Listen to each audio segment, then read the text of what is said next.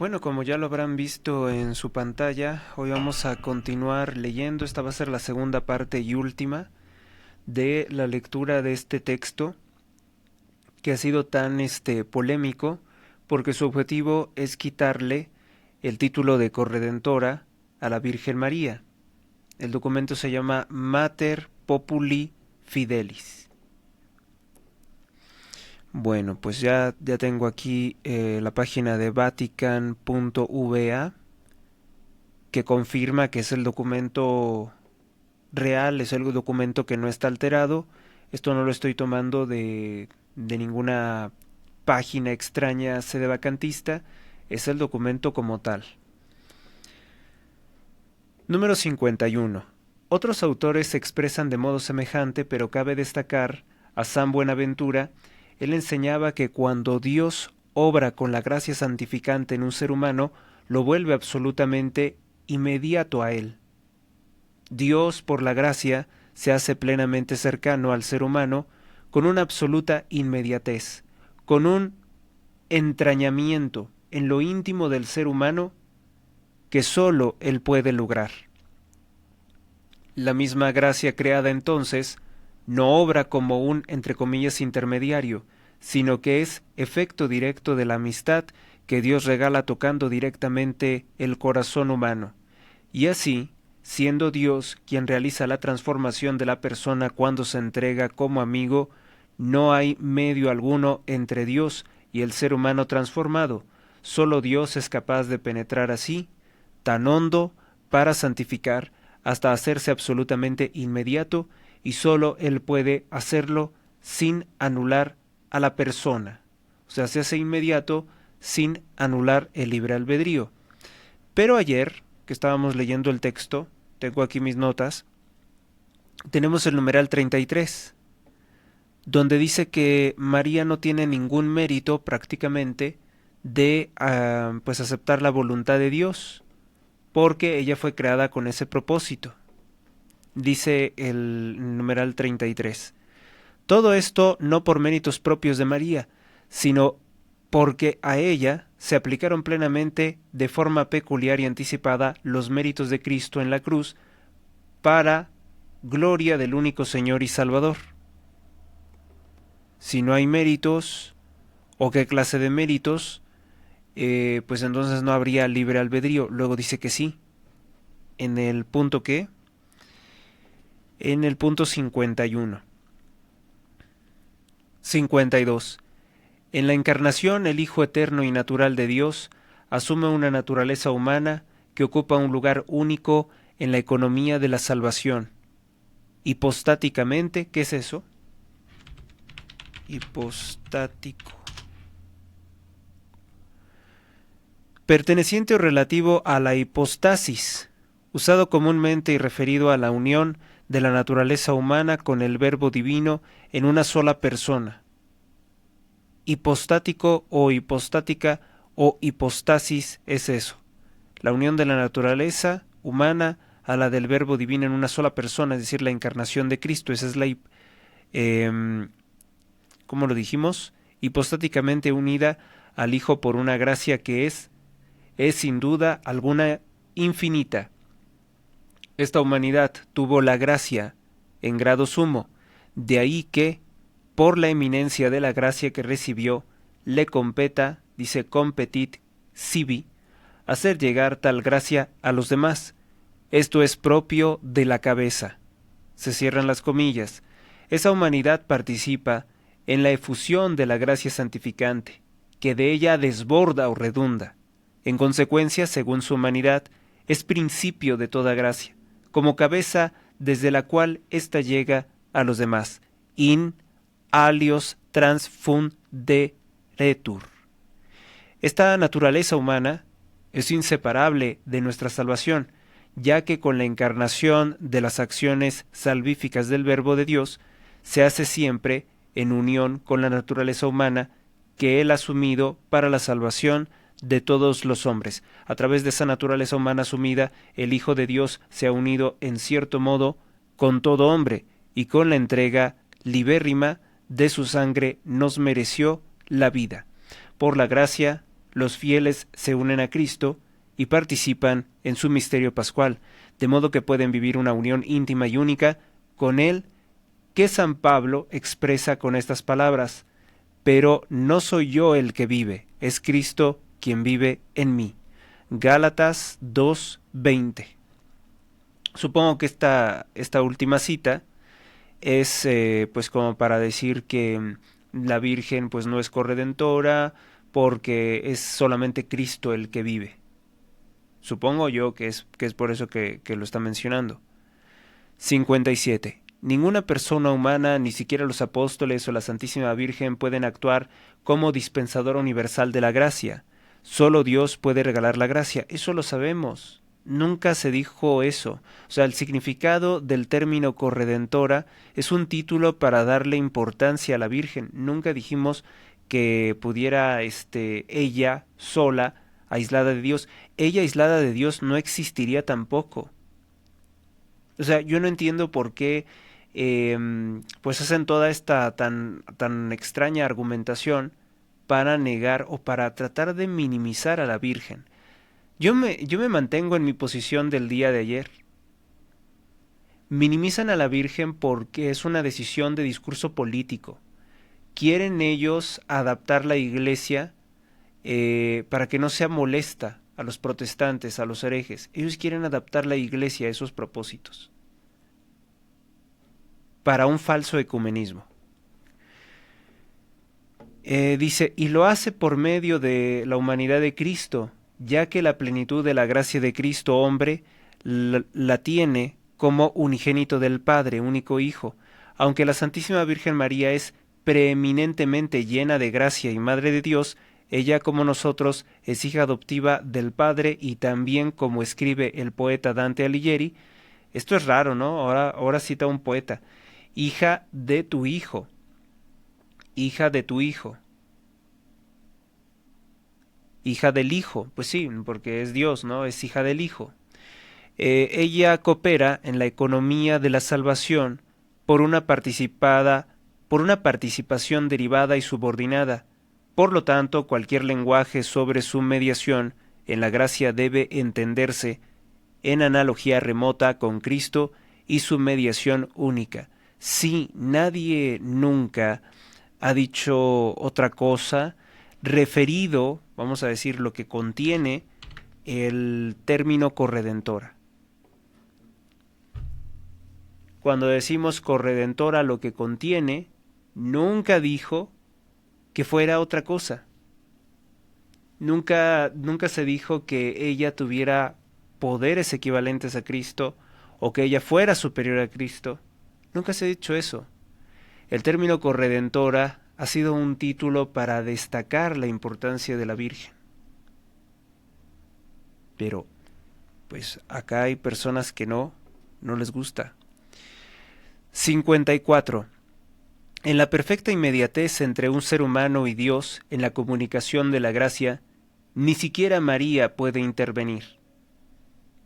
¿Quién ha dicho que interviene? Ni la amistad con Jesucristo ni la inhabitación trinitaria pueden concebirse como algo que nos llega a través de María o de los santos. En todo caso, lo que podemos decir es que María desea ese bien para nosotros y lo pide junto a nosotros. Mire, pues eso es dudoso, ¿eh? Eso ahora sí que me lo pueden decir ellos, pero pues a mí como tal no me consta, no lo tienen grabado, no lo tienen una forma de probarlo. Tienen un abuso, ¿no?, sobre la fe. Y acuérdense que las cosas de la fe no entran en una definición así racional. Qué extraño, ¿no? O sea, cómo están intentando pues manipular el lenguaje para anular a María. Así como en su momento, yo tengo que recordar que religiosos de la Iglesia Católica intentaron anular o incluso hasta prohibir o hacer caer en el olvido la oración de San Miguel Arcángel del Papa León XIII. Fue muy sospechoso que no quisieran que se rezara. La liturgia, que es también lex o ley credendi, o sea, reconocen que es fe, nos permite reafirmar esta cooperación de María, no en la comunicación de la gracia, sino en la intercesión materna. De hecho, en la liturgia de la solemnidad de la Inmaculada Concepción, cuando se explica en qué sentido el privilegio concedido a María se hizo en vista del bien del pueblo, se afirma que fue dispuesta como abogada de gracia, es decir, que intercede pidiendo para nosotros el don de la gracia. Sí, así lo hemos entendido. No lo hemos entendido como que es un canal y además, ¿por qué nos va a negar? O sea, conectarnos con su hijo. O sea, ponen una serie de cosas hipotéticas que no son correspondientes. Este es un texto, yo digo, demasiado voluminoso en su ociosidad. 55. Y fíjese, esto para mí es como una reiteración de la maldad. Porque ya vimos que el Concilio Vaticano II dijo algo. Fue un cambio, sobre todo en la forma de celebrar la misa. Pero sabemos por la literatura que tenemos que mafias como la mafia de San Galó, sociedades secretas dentro de la Iglesia, querían que a partir del Concilio Vaticano II no se pudiera interpretar adecuadamente muchas partes de esta reforma total, y que entonces a partir de ahí se prestara a la interpretación de cada quien. Eso era lo que ellos buscaban, la interpretación anárquica de lo que ellos quisieran malinterpretar a partir del Concilio Vaticano II. Si lo dijo o no lo dijo, no importa, porque ellos tomarían partido de ahí y decir, yo puedo interpretar libremente lo que nos dice. A ver, el Concilio Vaticano II no es Dios. El Concilio Vaticano II no es infalible. No, verdaderamente que no. O sea, el Concilio Vaticano II no puede desechar 2 milenios de historia y de tradición. ¿Estamos de acuerdo? ¿Qué es lo que nos está estorbando? Siempre que revisamos todos estos textos, ¿a dónde se refieren? Concilio Vaticano II, Concilio Vaticano... ¿Por qué no se refieren a doctrina de antes? Siempre van sobre el Concilio Vaticano II. Así como cuando alguien quiere robarte algo, llega con un testamento nuevo y te dicen, este es el nuevo, este es el último y este es el vigente, ¿no? Pues no es así. Yo creo que si tenemos algo en la historia de la Iglesia y de la tradición es que lo más antiguo como que tiene más peso, ¿no? Lo último como que no. Dice el 55, como enseña, que ya lo citó muchas veces, como enseña el Concilio Vaticano II, el influjo de la Santísima Virgen María en la salvación de los hombres, y ahí le corta y luego dice, favorece y de ninguna manera impide la unión inmediata de los creyentes con Cristo. Pues es que nunca nadie dijo que lo impidiera. Por ese motivo, se debe evitar cualquier descripción que haga pensar de un modo neoplatónico, en una especie de derramamiento de la gracia por etapas, como si la gracia de Dios fuese descendiendo a través de distintos intermediarios, como María, mientras su fuente última, Dios, quedase desconectada de nuestro corazón. Nunca hemos pensado eso. Estas interpretaciones afectan negativamente la adecuada comprensión del encuentro íntimo, directo e inmediato que la gracia realiza entre el Señor y el corazón del creyente. El hecho es que solo Dios justifica.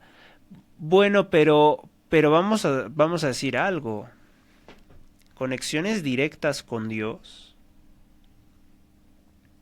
Así, 100% directas con Dios. Pues entonces, ¿para qué habría sacerdotes?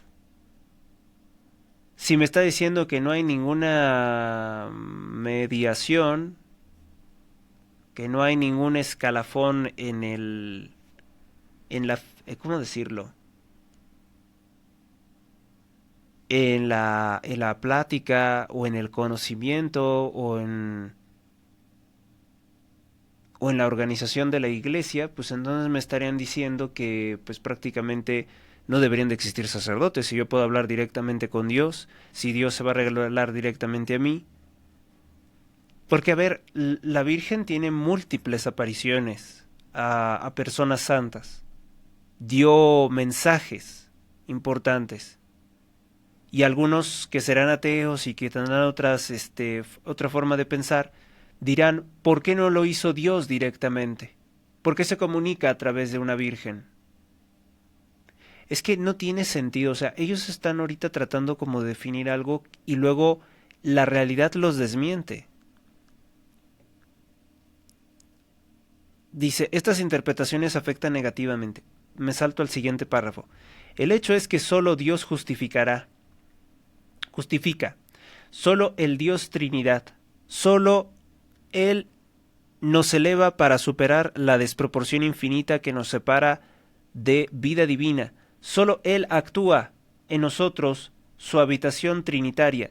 Solo Él se entraña en nosotros transformándonos y haciéndonos participar de su vida divina. No se honra a María atribuyéndole alguna mediación en la realización de esta obra exclusivamente divina. ¿Y los fenómenos no importan? Como por ejemplo cuando los cristianos rezaban la intercesión de María y en la batalla de Lepanto cambiaron los vientos a favor del bando cristiano, cuando estaba perdida la batalla ante la invasión islámica, que hubiera masacrado a todo Occidente. ¿No fue mediación de María?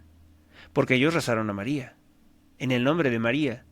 O sea, entendemos que María no es un partido político de oposición contra Cristo, no es un partido político de oposición contra Dios Padre. Entonces, ¿por qué insistir en hacerlo figurar de ese modo? Es lo que no logro comprender de lo que están haciendo los religiosos. ¿Qué digo religiosos? Bueno, pues estas personas. Y luego del 56 en adelante nos habla del agua viva que fluye. Y es esto ya me lo voy a saltar un poco, porque hablan de que el agua fluye así, que también puede fluir por mí. Y, bueno, pero yo no tengo el grado de santidad, no tengo el grado de perfección, no tengo, ni tampoco soy igual de conocido que la Santa Virgen. Entonces sí, ¿no? Pues por mí puede fluir el agua viva del Evangelio, comunicarlo, pero seamos sinceros, yo no soy tan buen río, no soy tan buen cauce como puede ser la Virgen. Y esto es extraño, ¿no? Porque acá como que intentan decir, pues es que todos podemos ser vasos comunicantes de Dios, pero como María. 56. No obstante, dado que María está llena de gracia y que el bien tiende siempre a comunicarse, fácilmente aparece la idea de una suerte de desborde de la gracia que tiene María, que sólo podrá tener un sentido adecuado si no contradice cuanto dicho hasta ahora, no presenta dificultad si se trata sobre todo de las formas de cooperación que ya hemos mencionado, intercesión y cercanía materna que invitan a abrir el corazón a la gracia santificante, y que el Concilio Vaticano II, otra vez, presentó como una cooperación variada por parte de la criatura que participa de la única fuente, de una única fuente. Bueno, pues ahí ya se está equivocando, tal vez, ¿no? Porque si Dios es trinitario, pues entonces hay tres fuentes y una única. Y no intenten explicarlo ni entenderlo porque es único y trino. Pero ellos dicen una única fuente de tres. 57. El carácter fundamental, dispositivo de la cooperación de los creyentes, principalmente de María, en la comunicación de la gracia, aparece plasmado en la interpretación tradicional de los ríos de agua viva que brotan del corazón de los creyentes, Juan 7:38, aun siendo una imagen potente que podría interpretarse como si los creyentes fueran canales de transmisión perfectiva de la gracia santificante. Sin embargo, los padres de la Iglesia, a la hora de concretar cómo se realiza esta efusión de los ríos del Espíritu, lo han plasmado en acciones de tipo dispositivo, por ejemplo, la predicación, la enseñanza y otras formas de transmisión del don de la palabra revelada. Sí. 58. Orígenes lo aplica a la ciencia de las escrituras o a la percepción de los sentidos espirituales. Para San Cirilo de Alejandría, este desborde de las aguas es la enseñanza de los misterios de la fe, la pura mistagogia en su sentido profundo, que no es meramente intelectual, sino la disposición o preparación de toda persona. San Cirilo de Jerusalén sostiene que, en la enseñanza de la Escritura cuando lleva a la luz, San Juan Crisóstomo se refiere a la sabiduría de Esteban o la autoridad de la palabra de Pedro. San Ambrosio afirma, estos son los ríos que escuchan con sus oídos la palabra de Dios y hablan para infundir la palabra en los corazones de cada uno, y lo aplica de esa manera: que el agua de la doctrina celestial fluya, que la savia de la palabra del Señor impregne, es decir, rocíe, los corazones de cada uno. También para San Jerónimo el agua es la enseñanza del Salvador. ¿Dónde está tu corazón? Está en la cabeza, no está en el pecho. Es con lo que piensas. Como para San Gregorio Magno, que enseña además que es una voluntad piadosa para con el prójimo. Estas interpretaciones de los ríos de agua viva que derraman los creyentes se concretan en el conocimiento de las Escrituras y sus misterios. No se refiere en general a un conocimiento meramente intelectual, sino sapiencial y de iluminación del corazón para abrirse a la realidad misma de los misterios. Sí, es que, todo es como muy obvio. A ver, vamos a tratar de saltarnos hasta el 61 donde dice: obras mayores me hizona que las de Cristo terreno. Los creyentes participan de la obra de Cristo en cuanto ellos también de algún modo provocan la fe de otros con el anuncio de la palabra. Así se dice explícitamente Juan 17:20, los que crean en mí por la palabra de ellos. Esto mismo se sugiere en Juan 14:6-11, donde las obras de Cristo son las que manifiestan al Padre. Las obras de los creyentes, concentradas en el anuncio del Evangelio por la palabra, se colocan en paralelismo con las obras de Cristo. Jesús anuncia: si habéis guardado mi palabra, también guardarán la vuestra. Y así como el que escucha la palabra de Cristo tiene vida eterna, Jesús anuncia que otros creerán a través de la palabra de los creyentes. Sin embargo, esto implica no solo las palabras, sino también los testimonios elocuentes de los creyentes, y por eso Jesús pide al Padre que los creyentes estén unidos para que el mundo crea.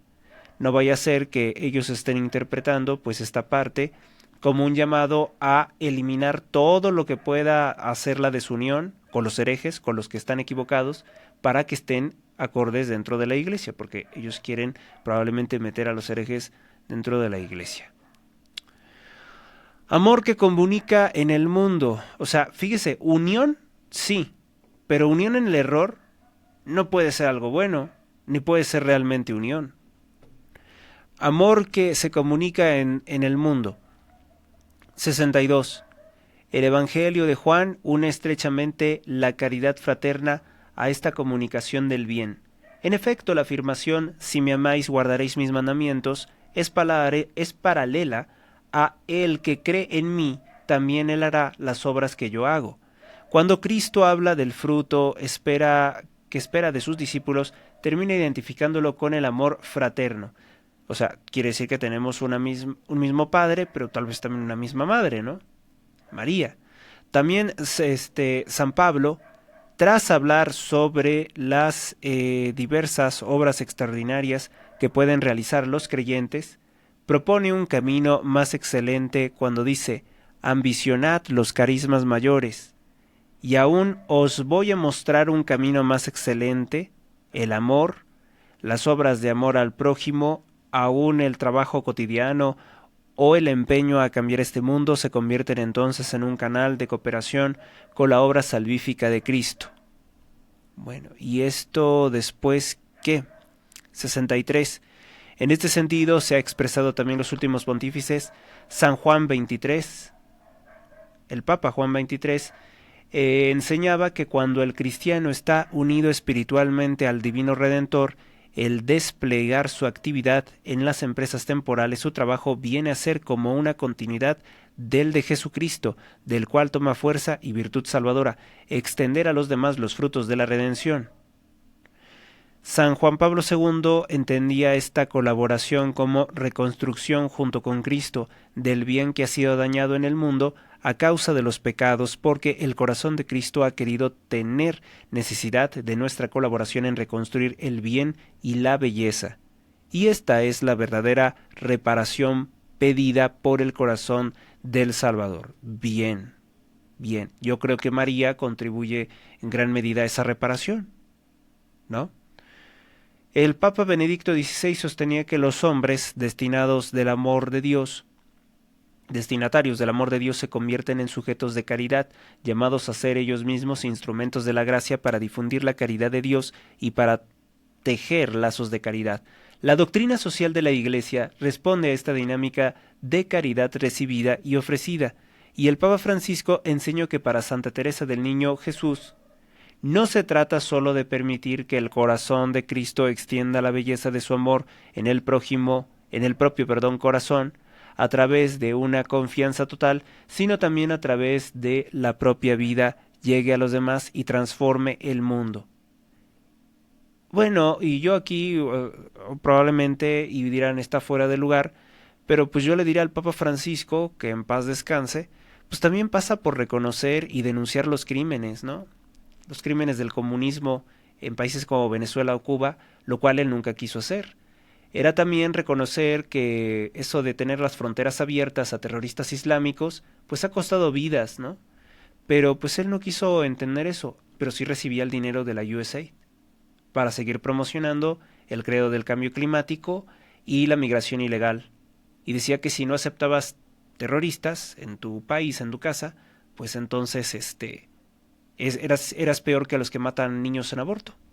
O igual a los que matan niños en aborto, lo cual pues no es ninguna coherencia, ¿no? Las pedradas, mire, las esquivo, porque no es correspondiente, no es lo mismo. Entonces, ¿qué es lo que quiero decir con esto? Que el Papa Francisco abusó de la palabra amor al mismo tiempo que con esa palabra que hoy la usan tantos satanistas, tantos perversos, dicen para algo como algo contra natura, como las uniones homosexuales, dicen amor es amor. Amor es amor y entonces todos los amores valen y todas las desviaciones son amor. ¿Ya? No hay nada más que decir, ¿no? Cuando un grupo de personas perversas confunden esa palabra con otro, con una condición completamente distinta, anómala y mala, pues yo creo que nos damos cuenta de dónde se está tratando de arrastrar todo, ¿no? Se abusa de la palabra amor, confianza y todo lo demás para desviarnos de lo que es realmente criticar, de lo que es realmente criticable, de lo que hay que criticar y de lo que hay que detener, combatir y eliminar. Porque el amor también protege, el amor también salva, el amor también se defiende. Defiendes lo que amas. Ah, pero el Papa Francisco, pues confundía amor y confundía legalidad, ilegalidad, confundía todo. Entonces, dice, no se trata solo de permitir que el corazón de Cristo extienda la belleza de su amor en el propio corazón, a través de una confianza total, sino también a través de la propia vida, llegue a los demás y transforme el mundo, y se conviertan en actos de amor fraterno con los cuales curamos las heridas de la Iglesia y del mundo. De ese modo ofrecemos nuevas expresiones al poder restaurador del corazón de Cristo. Y vuelvo yo a lo mismo. ¿Dónde está el punto? Porque pues María no está en contra de eso. 64. Esta es la cooperación posibilitada por Cristo y suscitada por la acción del Espíritu. En el caso de María se distingue de la cooperación de cualquier otro ser humano por carácter materno que Cristo mismo le atribuyó en la cruz. Sí, entonces dice, sí es muy pero muy importante, pero no tanto como para llamarla corredentora. Criterios. 65. Cualquier otro modo de comprender esta cooperación de María en el orden de la gracia, especialmente si se pretende atribuir a María alguna forma de intervención o instrumentalidad perfectiva o de cualquier segunda en la comunicación de gracia santificante, debería de prestar especial atención a algunos criterios ya insinuados en la Constitución dogmática Lumen Gentium. Inciso A. Debemos reflexionar cómo María favorece nuestra unión inmediata con el Señor que Él mismo produce al conferir la gracia, y que solo de Dios podemos recibir, pero sin entender la unión con María como más inmediata que la de Cristo. Este riesgo está presente sobre todo en la idea de que Cristo nos entrega a María como un instrumento o causa segunda perfectiva en la comunicación de su gracia. Y vuelvo a repetir, eso nunca se defendió, eso nunca se predicó. B. El Concilio Vaticano II ha remarcado que todo el influjo salvífico de la Santísima Virgen sobre los hombres no dimana de una necesidad ineludible, sino del divino beneplácito.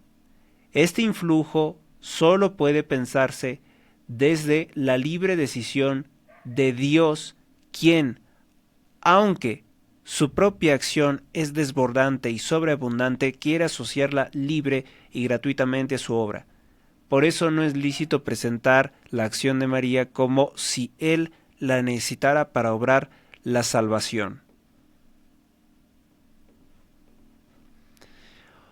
¿No es necesaria para obrar la salvación?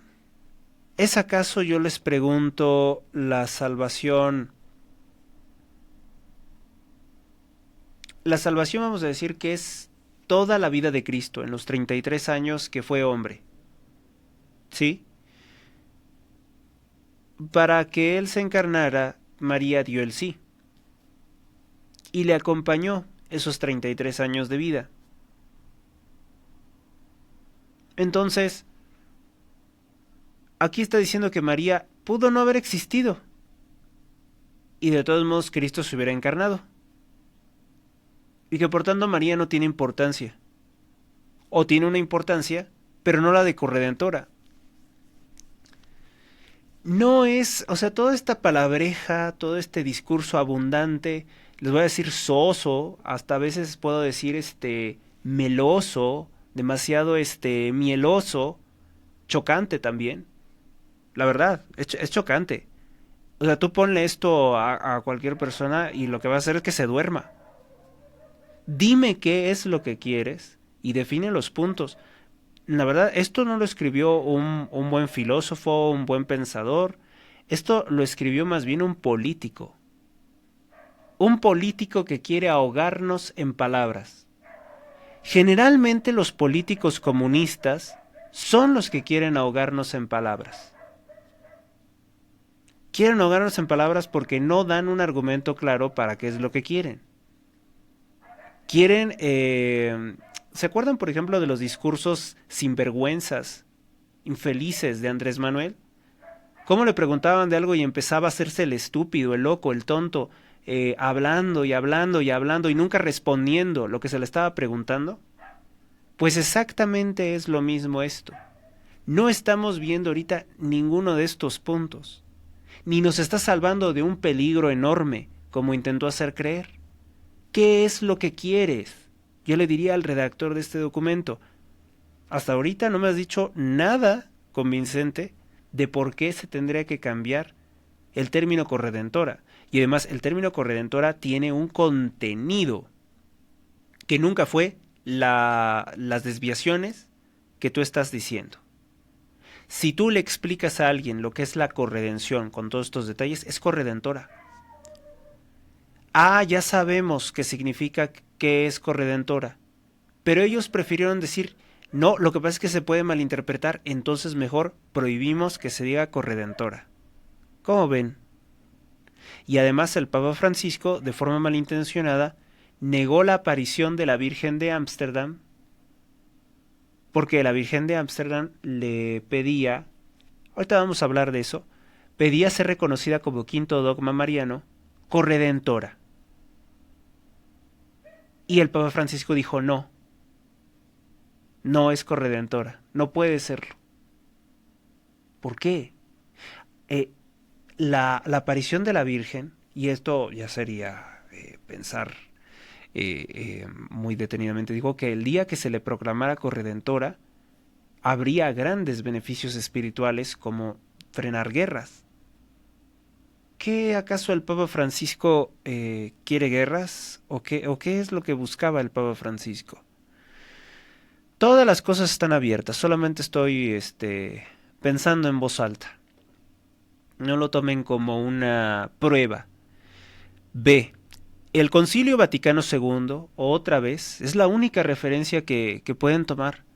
Ha remarcado que todo el influjo salvífico de la Virgen sobre los hombres no dimana de una necesidad ineludible, sino del divino beneplácito. O sea que ella no es necesaria, o sea, María es cualquier cosa, cualquier santo, cualquiera, o sea, lo que hizo ella, cualquiera, es lo que está diciendo. Perdóname la expresión, pero pues esto es lo que está diciendo. El Concilio Vaticano II supuestamente habría dicho esto ya desde hace muchos años. A ver, ¿y si lo dijo el Concilio Vaticano II? ¿Cuándo se hizo ese circo?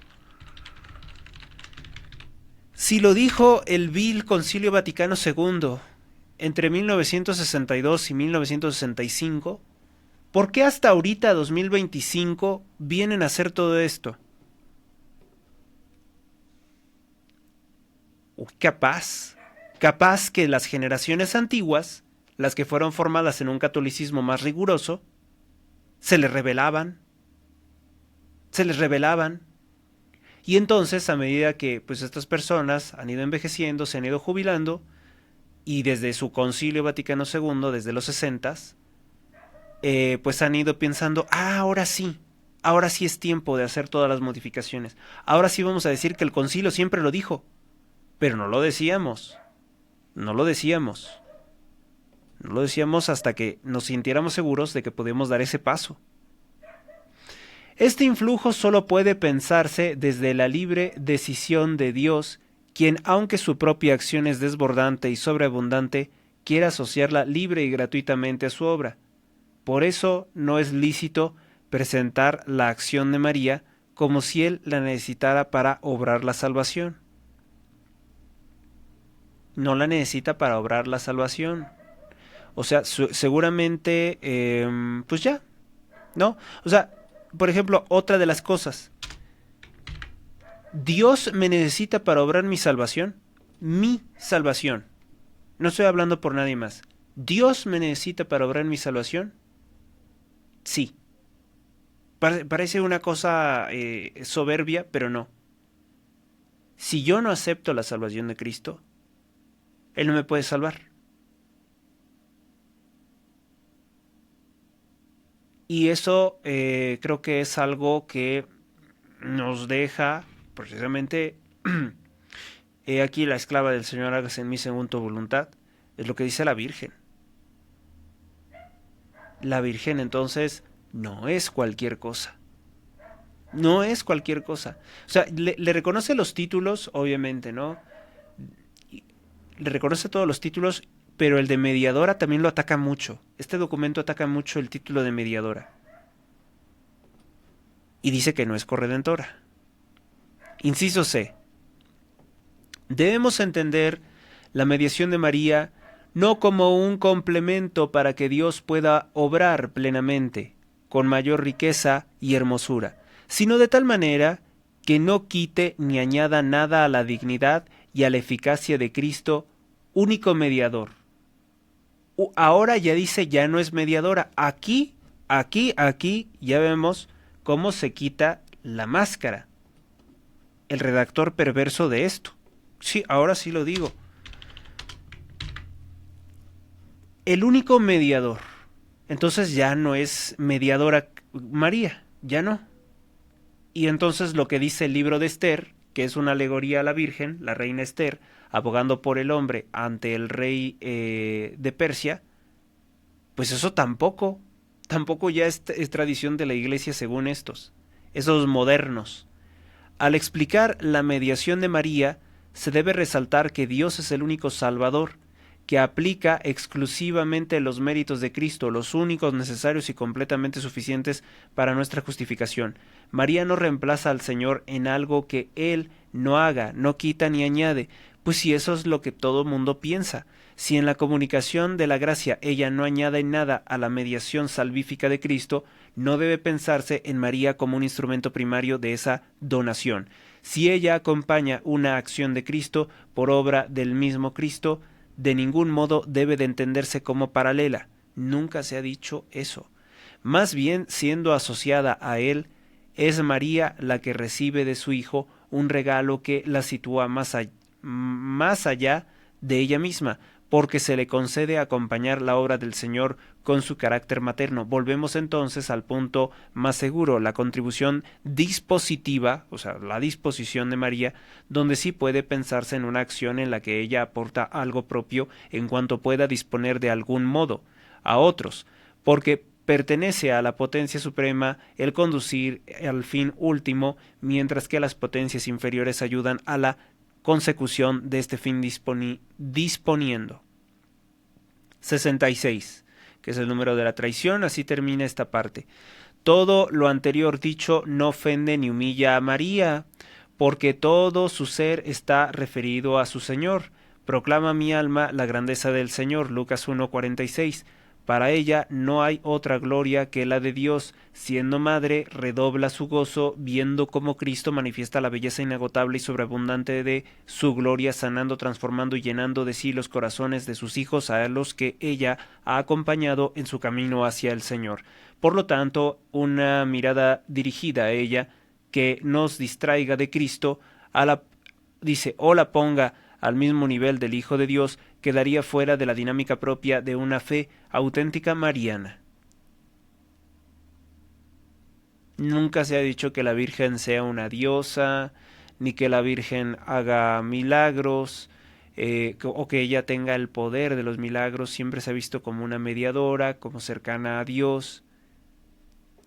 Pero bueno, ellos insisten en que ni siquiera es mediadora, porque acaba de decir el único mediador es Cristo. Las gracias, 67. Algunos títulos, como por ejemplo mediadora de todas las gracias, tienen límites que no facilitan la correcta comprensión del lugar único de María. De hecho, ella, la primera redimida, no puede haber sido mediadora de la gracia recibida por ella misma. Este no es un detalle menor, porque manifiesta algo central, que también en ella el don de la gracia la precede y procede de la iniciativa absoluta gratuita de la Trinidad. En atención a los méritos de Cristo, ella, como todos nosotros, no ha merecido su justificación por alguna acción suya precedente, pero tampoco por alguna acción posterior. O sea, tampoco por una acción posterior ha sido importante. También para María la amistad con Dios por la gracia será siempre gratuita. Su figura preciosa es testimonio supremo de la receptividad creyente de quien más y mejor que nadie se abrió con docilidad y plena confianza a la obra de Cristo, y al mismo tiempo es el mejor signo de la potencia transformadora de esa gracia. De esa gracia. Y seguí leyendo, y leyendo, y leyendo, y leyendo hasta llegar al punto número 80, donde culmina este documento. Y pues que sí, que María ocasiona grandes peregrinaciones y que sí es importante, pero no pasa de ahí. No es es más importante que los santos, pero que no es corredentora. O sea, simplemente un documento realmente chocante, desesperante, aburrido, demagógico, muy político. Firma el sumo pontífice León XIV el día 7 de octubre de 2025, memoria litúrgica de la Santísima Virgen del Rosario, aprobado la presente nota, deliberada en la sesión ordinaria de este dicasterio 26 de marzo de 2025. Dado en Roma, sede del Dicasterio para la Doctrina de la Fe, 4 de noviembre de 2025, memoria litúrgica de San Carlos Borromeo, Víctor Manuel Cardenal Fernández, que por cierto ha sido denunciado por muchos escándalos. Es un argentino muy ligado al Papa Francisco, de mala memoria también. Monseñor Armando Mateo, secretario de la sección doctrinal. Insufrible, el documento pesadísimo y no dice prácticamente nada importante, solamente que no es corredentora y hasta que le quita el título de mediadora. ¿Cuál ha sido la reacción? A ver, medios financiados por George Soros publican 4 de noviembre. El Vaticano concluye que la Virgen María no es corredentora, tras un largo debate entre teólogos. Pues no muchos teólogos, ¿eh? El prefecto del que fuera el Santo Oficio, cardenal argentino Víctor Manuel Fernández, alias el Tucho, presentó este martes un denso documento, muy denso, titulado Mater Populi Fidelis, en una rueda de prensa fuera del Vaticano, en el que repasa varios títulos que pueden hablar de María, la Madre de Dios, en la que deja claro que no se puede definir como redentora o mediadora o que concede las gracias. Así lo leyó alguien por ahí en la redacción de F Noticias y así lo publicaron. ¿Qué otro? Corredentora.mx dice, ¿por qué decimos que es corredentora? Esto fue del 1 de mayo de 2025. Vamos a regresar a esto. Esto lo apartamos por acá. Porque este no es una noticia, este es un documento doctrinario. También tengo este otro. Decatholic.net, que no me asombraría que dentro de poco lo borren también. Dice, María es corredentora, mediadora de todas las gracias. Este título se le reconoce en documentos oficiales de la Iglesia y ha sido acogido en la liturgia, escrito por el padre Enrique Cases. Bueno, ¿y ahora qué? ¿Qué dirá el padre de lo que acaba de publicar este peor sujeto que Francisco, León XIV? La Virgen es el medio para profundizar en el misterio de Cristo, de progresar en la fe, la esperanza y la caridad. Cooperadora de María, cooperación de María a la obra de la redención, asociada por un vínculo estrecho e indisoluble a los misterios de la encarnación y de la redención, creemos que la Santísima Madre de Dios, nueva Eva, Madre de la Iglesia, continúa en el cielo su misión maternal para con los miembros de Cristo, cooperando al nacimiento y al desarrollo de la vida divina en las almas de los redimidos. Credo de Pablo VI, número 15. Qué raro que estos documentos no los citó, ¿no? Qué raro que estos documentos nunca no los citó el Tucho Fernández. Cristo es el único mediador entre Dios y los hombres porque Él solo, con su muerte, logró la reconciliación perfecta con Dios, pero dice Santo Tomás que también a otros podemos llamarlos mediadores por cuanto cooperan a la unión de los hombres con Dios. A María se le llama medianera o mediadora desde muy antiguo. Este título se le reconoce en los documentos oficiales de la Iglesia y ha sido acogido en la liturgia, introduciéndose en 1921 una fiesta dedicada a María Medianera de todas las gracias. María, que en vísperas del Pentecostés intercedió para que el Espíritu Santo descendiera sobre la Iglesia naciente, interceda también ahora para que ese mismo Espíritu produzca un profundo rejuvenecimiento cristiano en España, para que ésta sepa recoger los grandes valores de su herencia católica y afrontar valientemente los retos del futuro. Esto lo dijo Juan Pablo II en España. ¿Lo dijo? María es corredentora, trajo al mundo al Redentor, fuente de todas las gracias. Si da las gracias entonces, ¿no? María dio su consentimiento libre para que viniese el Salvador al mundo. He aquí la esclava del Señor, hágase en mí según tu palabra. Lucas 1:38. Dice Santo Tomás que representa a todas las naturalezas, a toda la naturaleza humana. Se le suele contraponer a Eva, y así como ésta fue causa de la perdición, María es causa de la salvación por su obediencia, y si aquella era madre de los vivientes, la nueva Eva es madre de los que viven por la fe y la gracia.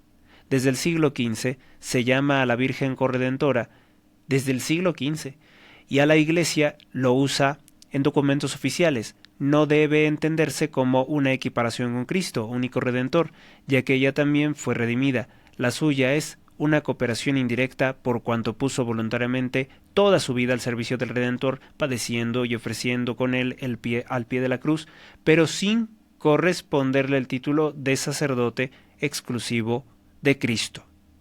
Incluso el Vaticano II lo dice así. Mediadora de todas las gracias, después de su asunción a los cielos, las gracias se conceden a los hombres por medio de su intercesión. desde el cielo participa en la difusión de las gracias, pero ahora el nuevo documento dice que no. Por este motivo la Santísima Virgen es invocada como abogada, auxiliadora, socorro y mediadora. ¿Cuál es el problema? Pues que el nuevo documento dice que no. Madre de los hombres, compañera singular, generosa entre todas las demás criaturas, humilde y esclava del Señor. Este documento aún está en CatholicNet, es de el padre Enrique Cases. María Corredentora, las razones del sí al dogma. Estimados seguidores de Stilium Curiae, Claudio Circelli o Circelli, terciario de los franciscanos de la Inmaculada Concepción, nos ha enviado una reflexión muy documentada e interesante sobre la figura de María Corredentora. Feliz lectura y deseos de feliz año a todos en el aniversario de la fiesta de María, Madre de Dios.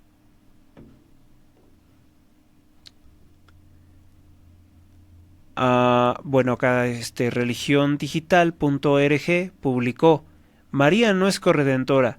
Rosalía, se refiere obviamente a la productora de pornografía, a Rosalía, a esa cantantucha española, es lux, es la luz.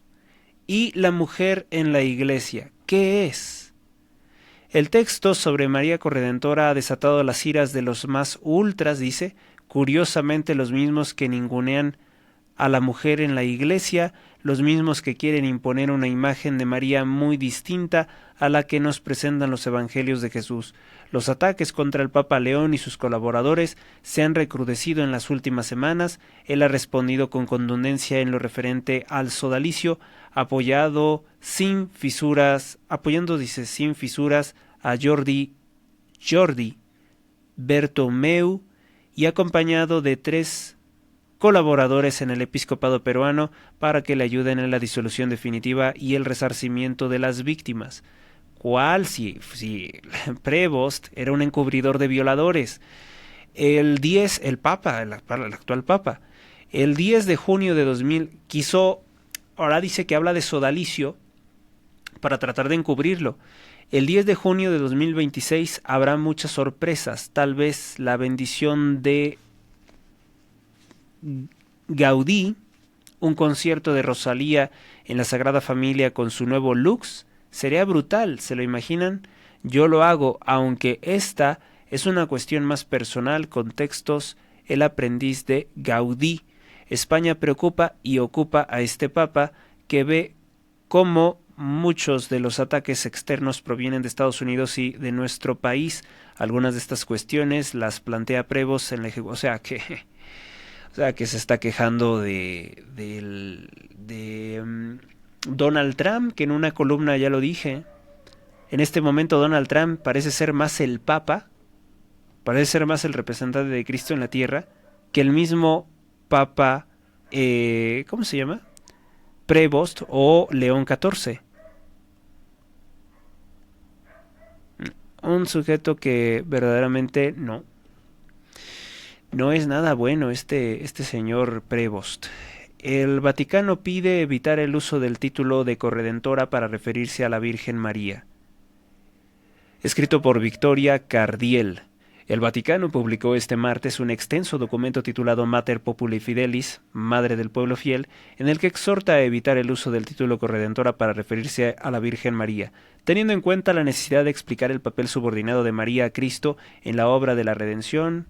Cita nada más el documento. Quiero ver si tiene alguna crítica. Término confuso se vuelve inconveniente, es lo que dice el Dicasterio para la Fe. Prudencia en el uso del concepto mediadora, o sea, también quieren quitarle lo de mediadora. María cooperadora en la encarnación y en la fe nada más. Evitar cualquier instrumentalización política, dice. Esta unión hace que su valor para la Iglesia sea tan grande que los pastores advierten en el texto: debe evitar cualquier instrumentalización política de esta cercanía de la Madre. Eso es lo que a mí me llamó la atención. ¿Por qué dijo eso? El Vaticano recuerda que el Papa Francisco insistió en diversas ocasiones sobre este punto, manifestó su preocupación ante las propuestas de tinte ideológico-cultural de diverso signo que quieren apropiarse del encuentro de un pueblo con su madre. Pero ¿eso qué? ¿A quién se lo está diciendo? ¿Por qué nunca hablaba con contundencia? Cobarde. Por otro lado, el Vaticano asegura que en su maternidad María no es un obstáculo interpuesto entre los seres humanos y Cristo. Así entendía, se lee en el texto, la maternidad de María no pretende debilitar la única adoración que se debe solamente a Cristo, sino estimularla. Otros títulos marianos son límites. El Dicasterio para la Doctrina de la Fe advierte que el documento de estas expresiones, mediadora de todas las gracias, que debe de entenderse con precisión, ya que presenta límites, evitar visiones neoplatónicas de la gracia. Bueno, pues ella, pues sí, ¿no? Hizo su tarea, leyó el documento, hizo un resumen para sí prensa, pero pues simplemente repite lo mismo. No hubo una defensa del título de corredentora. Otras notas que surgen de esta, pues del Vaticano sucio, del Vaticano pestilente, pues dice: el nuncio en Estados Unidos pide seguir el camino de Francisco. O sea, ya no seguimos el camino de Cristo. No, ya no. Ya seguimos el camino de Francisco. Cuánta soberbia, cuánta arrogancia de este tipejo de sentirse en mi iglesia, ¿no? Y vengan todos, todos, todos. A ese tipo sí me parecía algo así como algo siniestro, el Papa Francisco. Y el Concilio Vaticano II, claro que sí. No solamente seguimos el camino de Francisco, sino del Concilio Vaticano II. Así lo dijo el nuncio de Estados Unidos, como la ruta de la nueva iglesia. Durante la asamblea plenaria de otoño en la Conferencia Episcopal de los Estados Unidos, esa que hace poco creo que autorizó una Biblia gay, o sea, una Biblia que eliminó el pecado de la homosexualidad, en Baltimore el cardenal Christopher Pierre, nuncio apostólico y próximo a cumplir 80 años, o sea que ya se va afortunadamente, ofreció un discurso ante los obispos del país.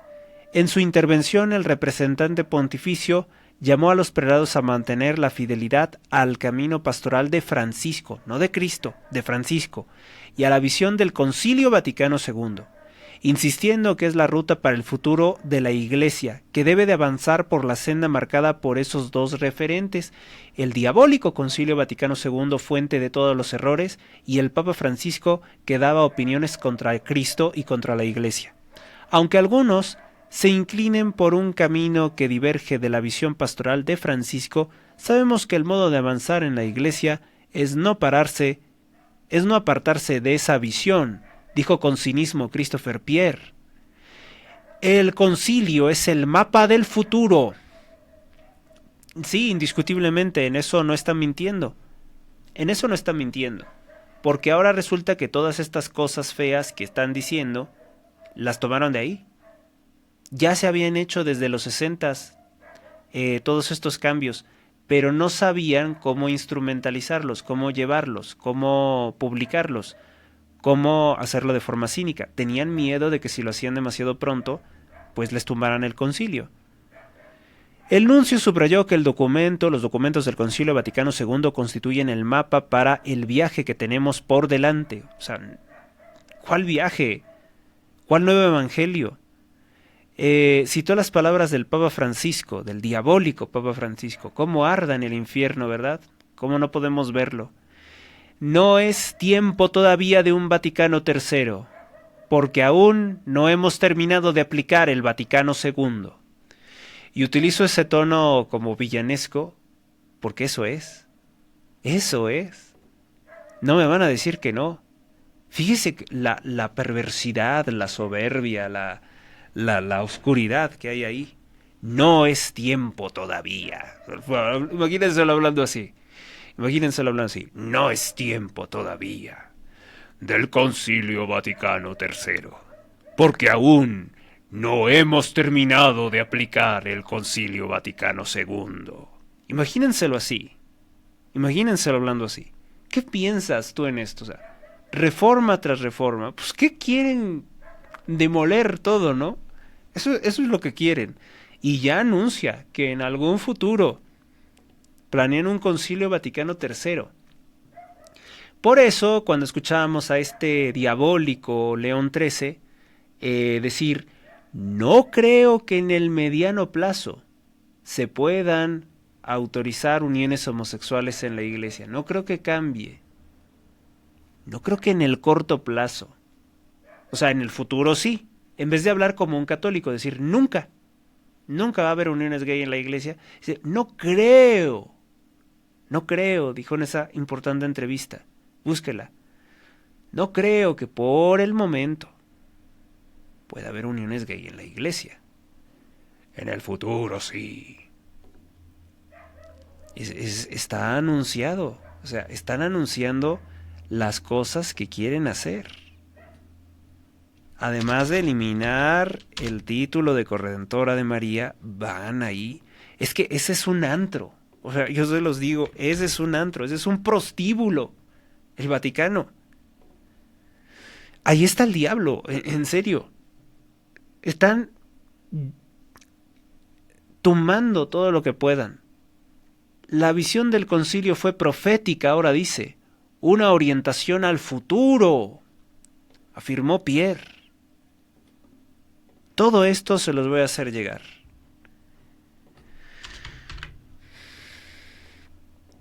¿Por qué hoy se le quita el título de corredentora a la Virgen? Por el Concilio Vaticano II. Una iglesia que no comenzó en 1962. El problema, sin embargo, es más profundo. El discurso del nuncio, recogido por el periódico The Pillar, vuelve a presentar el Concilio Vaticano II como el punto de partida y de destino de la iglesia contemporánea, como si el cristianismo hubiera comenzado apenas hace 6 décadas en el Concilio Vaticano II.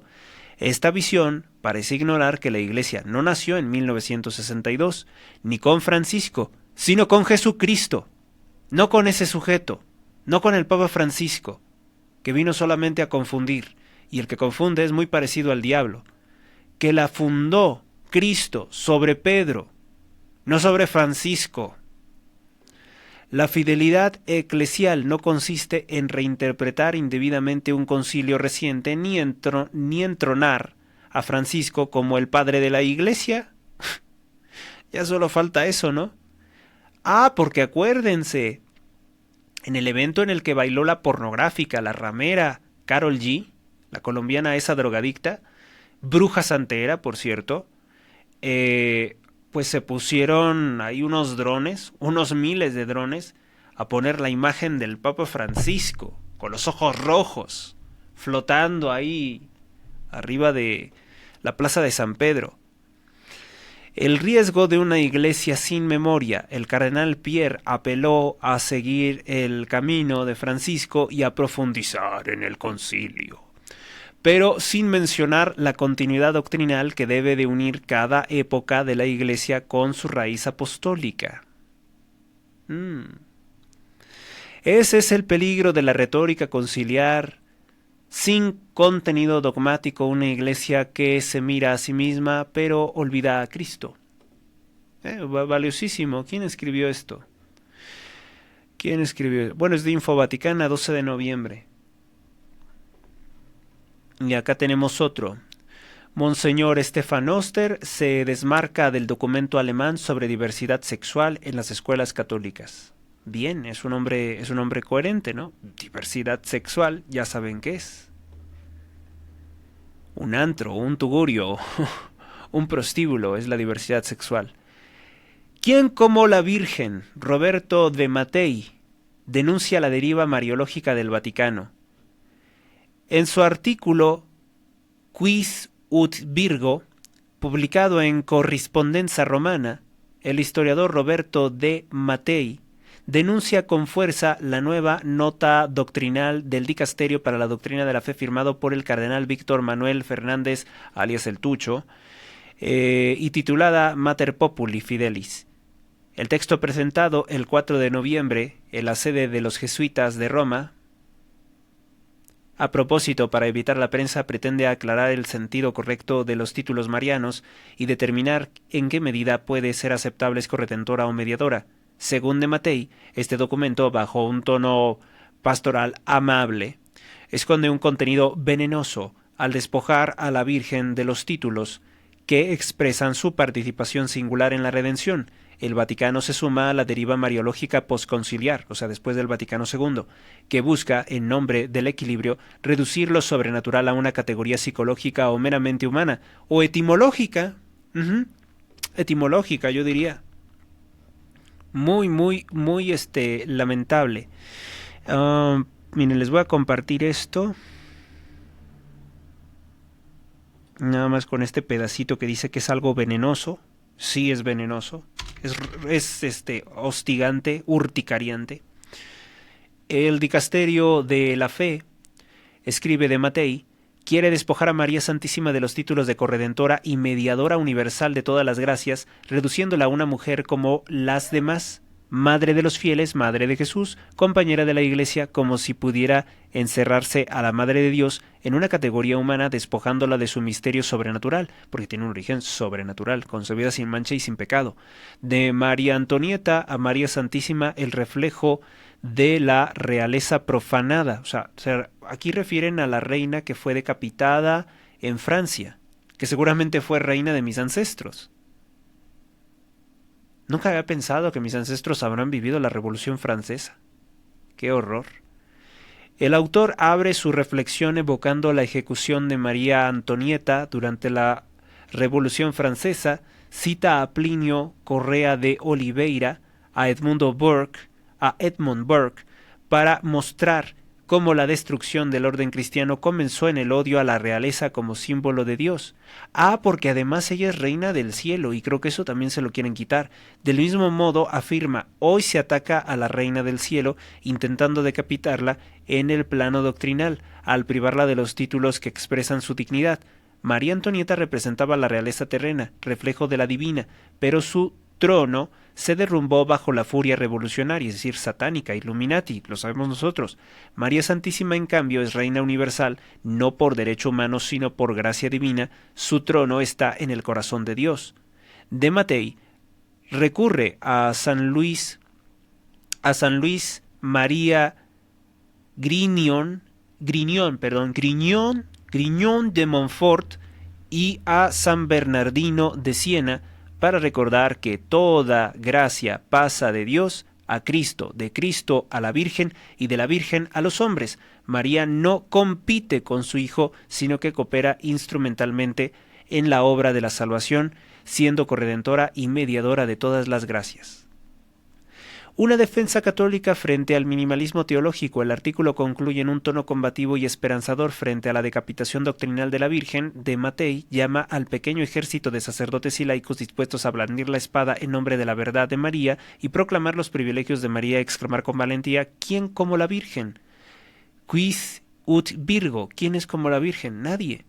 El autor interpreta el documento del dicasterio como una prueba para los fieles y, paradójicamente, como un instrumento providencial. Como ocurre siempre en la historia, escribe: cuando se intenta oscurecer la luz, el error termina confirmando la grandeza de la verdad que quería tapar, que quería negar. Yo creo que vamos a decir esto es lo cierto. ¿Quién como María? De Francisco a León XIV, Fernández y la continuidad de la agenda doctrinal. A comienzos de 2025 el Papa Francisco aún se encontraba hospitalizado y su pontificado entraba en una fase final. El entonces prefecto del Dicasterio para la Doctrina de la Fe, al que le pagó con ese cargo, porque es evidente, Cardenal Víctor Manuel Fernández, alias el Tucho, adelantó la inminente publicación de 2 textos, uno sobre la monogamia y otro sobre los títulos marianos de la Virgen, en particular corredentora y mediadora. 9 meses después, ambos documentos ven la luz bajo el pontificado de León XIV. O sea, continúa la perversidad de Francisco, la fornicación y locura de Francisco. Un pontificado heredado, pues sí, es la continuación de lo que no queríamos, de lo que queríamos que terminara, de lo que queríamos que sepultaran con Francisco. Pero, como sepultarlo, pues es la continuación. Los obispos de Estados Unidos financian una organización que promueve el asesinato de niños por aborto. La Conferencia Episcopal de Estados Unidos, la que hizo una Biblia gay, se enfrenta a un nuevo escándalo. Catholic Campaign for Human Development ha concedido $355,000 a Ostara Initiative, que es una organización, según documentos publicados por Lepanto Institute, el Instituto de Lepanto, qué bueno que tiene ese nombre, promueven abiertamente el acceso al aborto a todas las mujeres privadas de la libertad. ¿Cómo la ven? ¿Y quieren ver algo paradójico? Sí, yo creo que sí queremos ver algo paradójico. Elon Musk no es, nunca se había creído, no así es visto, que los grandes magnates de las tecnológicas se vayan a considerar como fervientes cristianos. Pero Elon Musk dio declaraciones a favor de Cristo. Van a decir, pero ¿quién es más importante, el señor Elon Musk o Cristo? Pues obviamente que Cristo, obviamente. Pero hay que pensar, hay que destacar lo que pasó aquí. Voy a ver si lo puedo proyectar. No, no se proyectó nada bien. Pero bueno, ahí se ve la foto, ¿no? Elon Musk expresa su admiración por las enseñanzas de Cristo. Creo en los principios cristianos, dice. Creo en los principios cristianos. No dijo que cree en Cristo. El empresario y fundador de Tesla y SpaceX, que es ahora el hombre más rico del mundo, Elon Musk, y que apoyó a Donald Trump, un hombre cristiano que está dando la batalla por la vida y la libertad en su país, volvió a referirse públicamente a su visión sobre la fe y los valores cristianos. En un breve video difundido en su cuenta, Christian Tweets X afirmó: creo en las enseñanzas de Cristo, creo en los principios cristianos. El fragmento, grabado durante un evento en Estados Unidos, Musk se dirige a un público con la bandera norteamericana al fondo, que tiene más de 700,000 visualizaciones. El mensaje fue acompañado por una reflexión del propio perfil, donde dice: más importante que las enseñanzas de Jesús es creer en Jesucristo como tu Salvador. Más bien eso es como una crítica a Musk. La frase apunta a una distinción esencial dentro del cristianismo. No basta con admirar los valores o lo que hizo Cristo. Tienes que creer en Cristo como Hijo de Dios. Musk ha manifestado en otras ocasiones su respeto por la figura de Jesús y la ética cristiana. Sus declaraciones han sido interpretadas de diferentes maneras. Algunos las ven como un gesto de apertura hacia la fe, mientras que otros consideran que refleja una visión más política, filosófica o cultural, pero no religiosa. En cualquier caso, las palabras del magnate reavivan el debate sobre la influencia del cristianismo en la vida pública. Y además alguien dijera, ¿no? Teniendo a multibillonarios como George Soros, como Bill Gates, Jeff Bezos, que son anticristianos prácticamente, han financiado todo lo que sea anticristiano, o se declaran públicamente ateos. Y nada de que admiran a Cristo y sus enseñanzas, nada de eso. Ateos así. Pues digo que ya es ganancia, ¿no? Escuchar a alguien como Elon Musk hablar a favor de Jesucristo.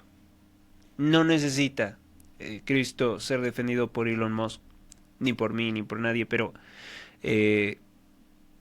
digamos que esto hablaría por el bien de Musk. Pues qué bueno que admire y respete los valores cristianos. Pero pues le hace falta conversión, ¿no? Le hace falta la conversión. Y si no se convierte, créeme que con todo que eres dueño de Tesla, Neuralink, Starlink, los satélites esos, SpaceX, los cohetes espaciales, Tesla X, etcétera, pues ni con todo eso no cuenta ante los ojos de Dios. Y el hecho de que es un hombre mortal, ¿no? Como todos nosotros. Entonces, pues concluimos con esto. Cerramos con esto y... este también se los voy a mandar. Este también que dice Corredentora MX, o sea, es una página que fue creada para difundir la corredención de María. Entonces, yo me pregunto, ¿qué es lo que ahora van a hacer? Ahora que dice esto el Vaticano. Ellos, su razón de ser es defender que es corredentora. María Corredentora, origen, sentido y fundamentos del título mariano. La Virgen es llamada Corredentora en la tradición católica para destacar su participación única en la obra redentora de Cristo. En este artículo exploraremos el origen de Corredentora. Proviene del latín co-redemptris. Co-redemptrix. Significa la que redime en conjunto con. Importa señalar que co significa con y no igualdad. O sea, ya está cooperando, ¿no? No es lo mismo que yo, no es lo mismo de yo lo hago a que yo estoy cooperando. Cooperé, ¿qué? Cooperé para la fiesta trayendo los vasos.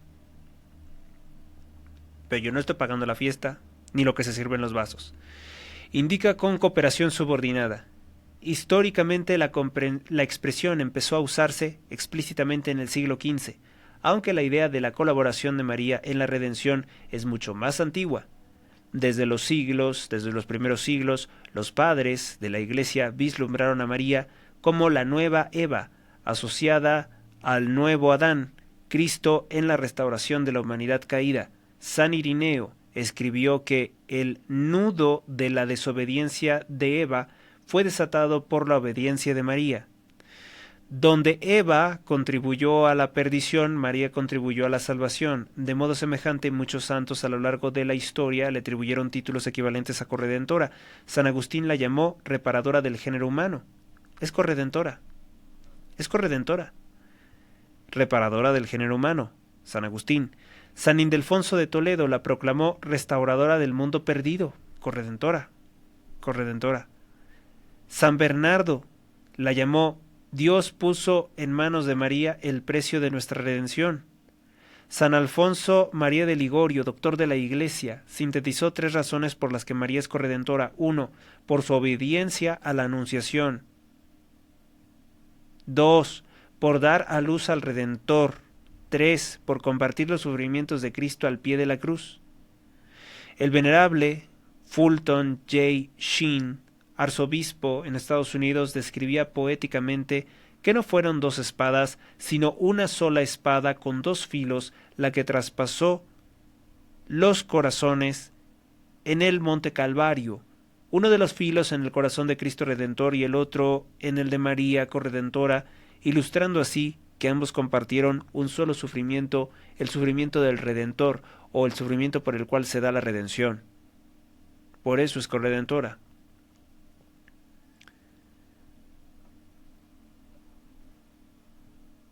Fundamento bíblico también tiene, dice, la profecía del protoevangelio Génesis 3:15, al inicio mismo de la historia sagrada tras la caída de Adán y Eva, Dios anuncia a una mujer en enemistad perpetua con la serpiente que es Satanás, cuya descendencia aplastará la cabeza del maligno. La Iglesia ha reconocido en esta mujer a María. El sí de la anunciación de Lucas 1:38, cuando el ángel Gabriel anunció el plan divino, María dio su libre consentimiento para ser madre del Salvador. He aquí la esclava del Señor, hágase en mí según tu palabra. Lucas 1:38. En ese instante el Verbo eterno tomó carne en su seno. Los teólogos señalan que María dio su sí en representación de toda la humanidad, como lo destaca Santo Tomás de Aquino. María al pie de la cruz.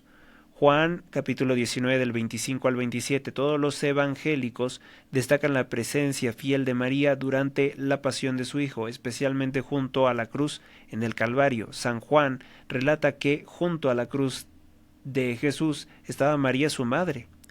Allí Jesús, en medio de sus tormentos, nos entregó a María como madre espiritual al decir: mujer, he ahí a tu hijo, y al discípulo, he ahí a tu madre. ¿Qué nos muestra esta escena? Que María no fue una espectadora distante, sino que estuvo unida interiormente al sacrificio de Cristo. Los católicos meditamos a María como Nuestra Señora de los Dolores. Lo que le dijo Simeón: y a ti una espada te atravesará el alma. Esa espada del dolor indica la compasión de María. Ella sufrió con Jesús. Esta participación queda expresada en palabras de León XIII, el bueno, el buen Papa. Aplicó a María: de pie junto a la cruz de Jesús estaba María, su madre, penetrada hacia nosotros de un amor inmenso. ofreciendo ella misma a su propio Hijo a la justicia de Dios y agonizando con su muerte en su alma, atravesada por una espada de dolor. ¡Qué descripción tan conmovedora de la Redentora! María ofrece a Jesús al Padre, es decir, une su corazón al sacrificio del Redentor Cristo, entregando al Hijo, que ella misma dio al mundo, y padece en su interior la crucifixión, el martirio del corazón. Madre e Hijo sufrían al unísono, Jesús en su cuerpo por nosotros, María en su alma por nosotros. Así María cooperó con el Redentor sufriendo con él por nuestra salvación. Cristo, pues al tener la presencia de su madre, probablemente se sentía apoyado, no solo, no estuvo solo, porque recordemos que todos los apóstoles se fueron, pero ella no. Ella sufrió con él. Colosenses 1:24. Y la cooperación en el sufrimiento, San Pablo escribió: me alegro de mis sufrimientos por vosotros y completo en mi carne lo que falta a los padecimientos de Cristo en favor de su cuerpo que es la Iglesia. Colosenses 1:24. Este pasaje muestra el principio de la colaboración subordinada de la redención. No es que la pasión de Cristo le falte eficacia, pues sus méritos son infinitos, sino que Jesús quiere asociarnos, hacernos partícipes de su obra, dando a nuestros propios sufrimientos, unidos a los de Él, un valor redentor por gracia. Si San Pablo y cada cristiano podemos ofrecer nuestros sufrimientos unidos a Cristo por el bien de la Iglesia, ¿cuánto más lo hizo María, que estuvo directamente unida a Jesús en su ofrecimiento supremo? De hecho, nadie después de Jesús ha sufrido tanto por la salvación de todos como María. O sea, María complementó con ese sufrimiento. Su dolor de madre al ver morir a su hijo inocente es incomparable. En ella se cumple de modo eminente lo que Pablo describe como verdadera reina de los mártires, más que todos los fieles, completó en su carne lo que falta a los sufrimientos de Cristo en favor de su cuerpo, enseñó el Papa Pío XII. Ella completó los sufrimientos. En resumen, la Biblia nos muestra a María asociada desde la encarnación hasta la cruz, cumpliendo fielmente el papel que Dios le dio en nuestra redención.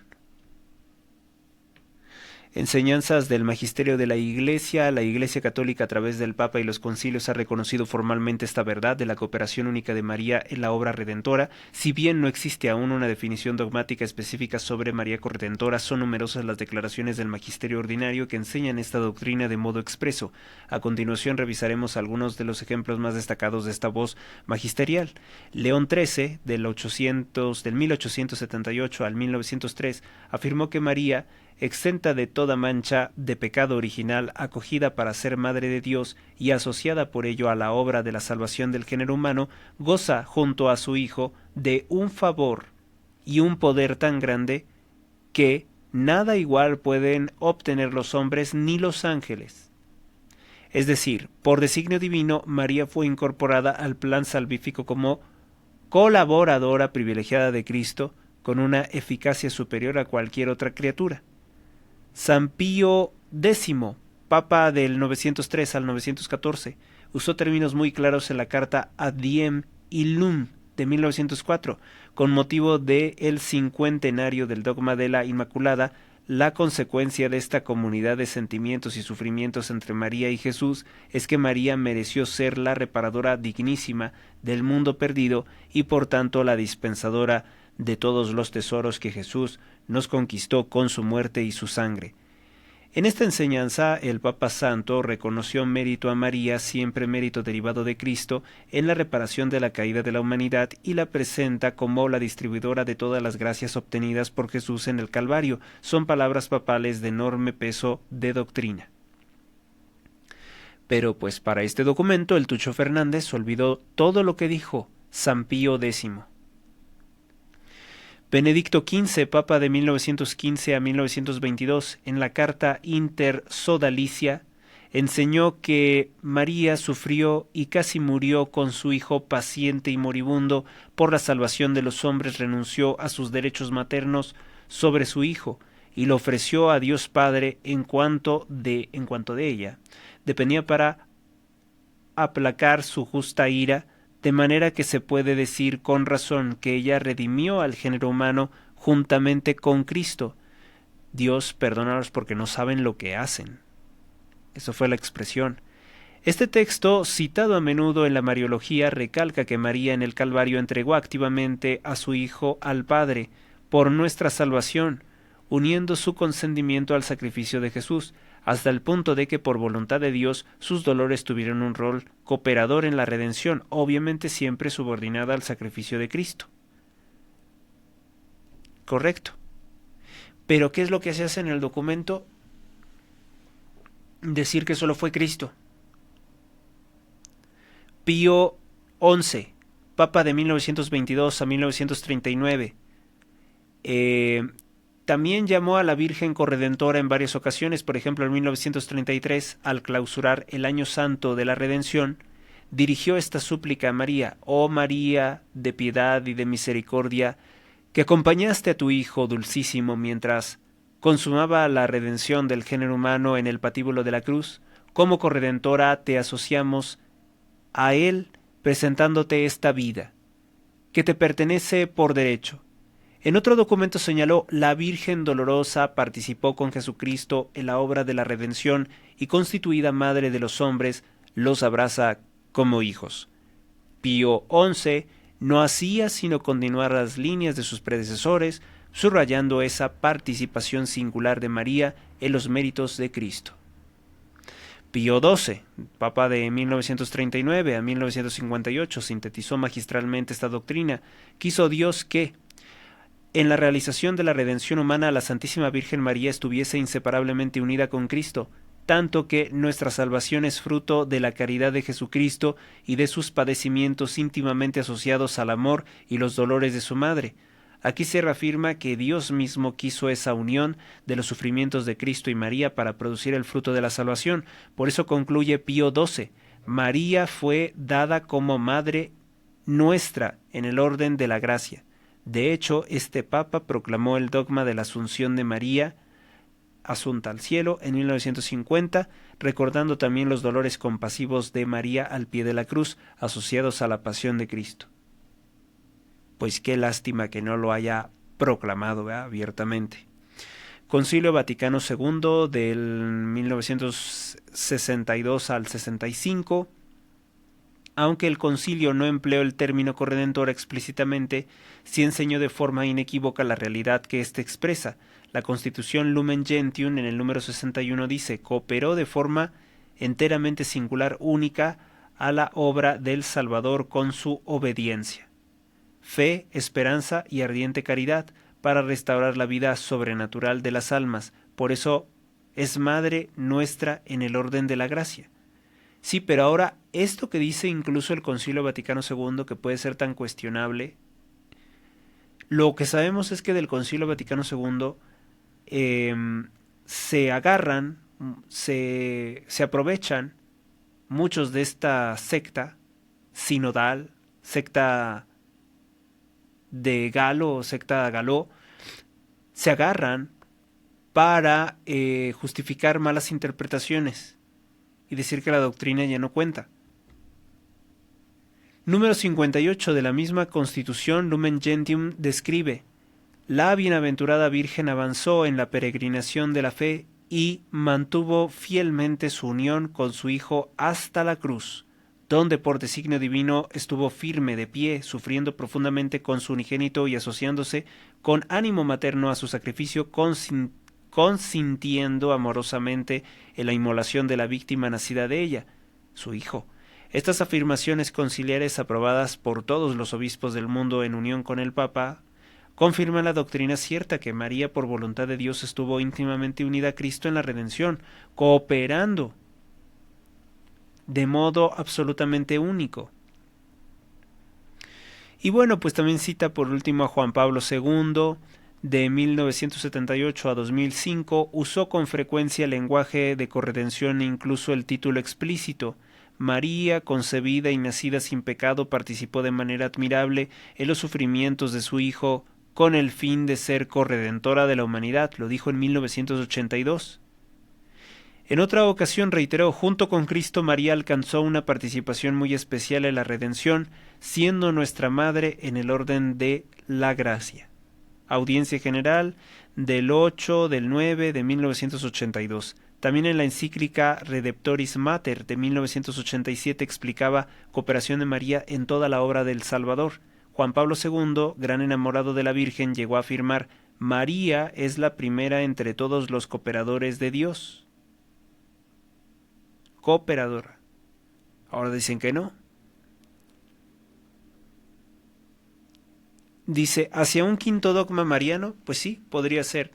Dada la amplia base bíblica tradicional y magisterial de esta doctrina, muchos fieles católicos, incluyendo santos, teólogos y algunos obispos, han deseado que la Iglesia llegue a proclamar solemnemente María Corredentora junto con los otros títulos de mediadora y abogada, como un dogma mariano adicional. Actualmente la Iglesia reconoce 4 dogmas, que es que la Virgen, divina maternidad, divina madre, perpetua virginidad, antes, durante y después ¿cómo se dice? Del nacimiento de Cristo, la Inmaculada Concepción y la Asunción a los cielos. La propuesta de un quinto dogma sería precisamente el de corredentora, mediadora y abogada. De hecho, existe formalmente una petición elevada al Papa en ese sentido, apoyada por millones de firmas de fieles de todo el mundo. Grandes figuras católicas han apoyado esto. Por ejemplo, Santa Teresa de Calcuta firmó su petición en el 94, una carta pidiendo al Papa San Juan Pablo II la definición del dogma de María Corredentora, afirmando su convicción de que María es nuestra corredentora con Jesús. Ella dio a Jesús su cuerpo y sufrió con él al pie de la cruz. También San Maximiliano Kolbe y San Padre Pío, el Padre Pío, en el siglo XX expresaron ideas afines a declarar la corredentora y mediadora de las gracias.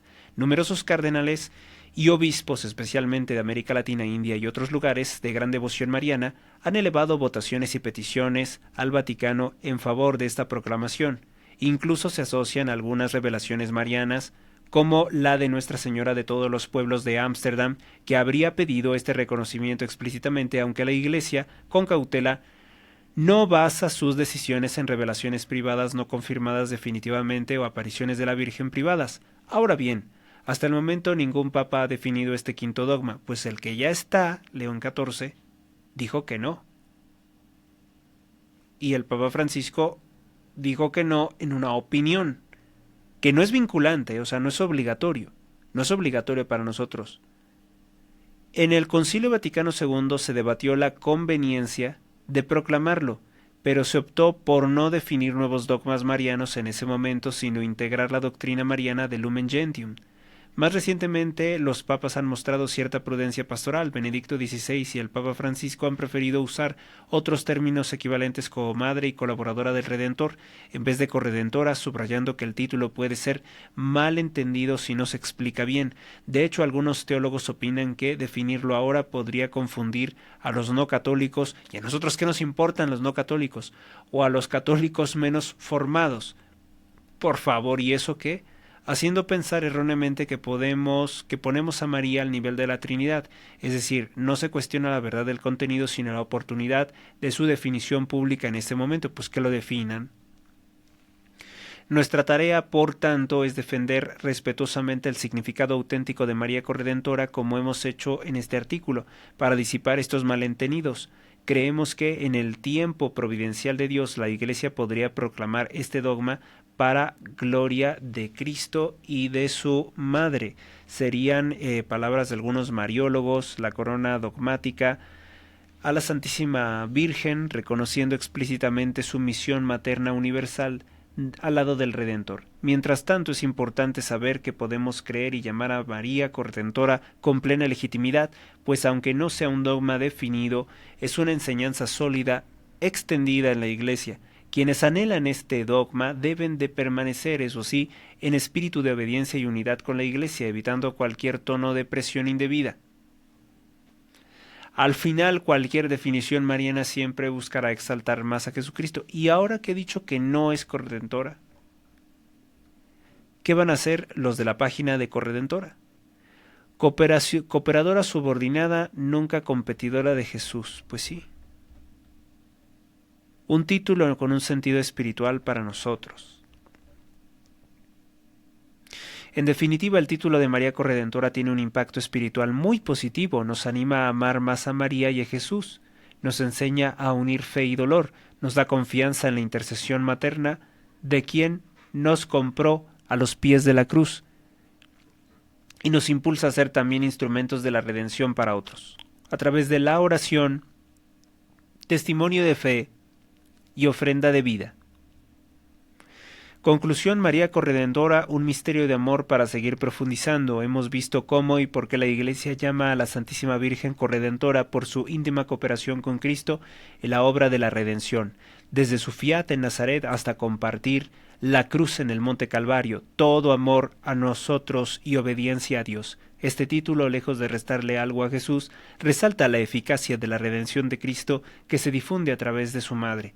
En este título profundamente bíblico, aunque sea teológico y no literal, confirmado por los papas santos y la fe viva del pueblo de Dios, por eso en María Corredentora Editorial llevamos con orgullo este nombre, expresa nuestra misión de difundir la verdad católica con el mismo espíritu de María, colaborando con Cristo en la salvación de las almas. En los escritos, María colaboró dando a Cristo al mundo. Esperamos que este recorrido haya ayudado a comprender nuestro sentido teológico doctrinal espiritual de María Corredentora. El amor de María por ti es real y activo. Como buena madre, ella sigue trabajando para llevarte a Jesús, ofreciéndote las gracias que su Hijo obtuvo. Te invitamos a seguir profundizando en tu fe. Vamos a ver entonces ahora qué es lo que pasó. Es una editorial Corredentora. Publican libros como Con Jesús, la historia de María Corredentora, de Marc Miravalle, El secreto admirable del Santísimo Rosario de San Luis María de Montfort, Imitación de María de Tomás de Kempis, Las glorias de María de San Alfonso María de Ligorio, María, mi Madre Corredentora, mediadora, abogada, de Agustín Jiménez González, Tratado de la verdadera devoción a la Santa Virgen María, San Luis María Grignon de Montfort. Bueno, pues la editorial, digamos que no tiene un comunicado oficial, pero se defiende, ¿no? Pues de esto que acaba de hacer el Vaticano. Se defiende pues obviamente con literatura, citando a los que saben.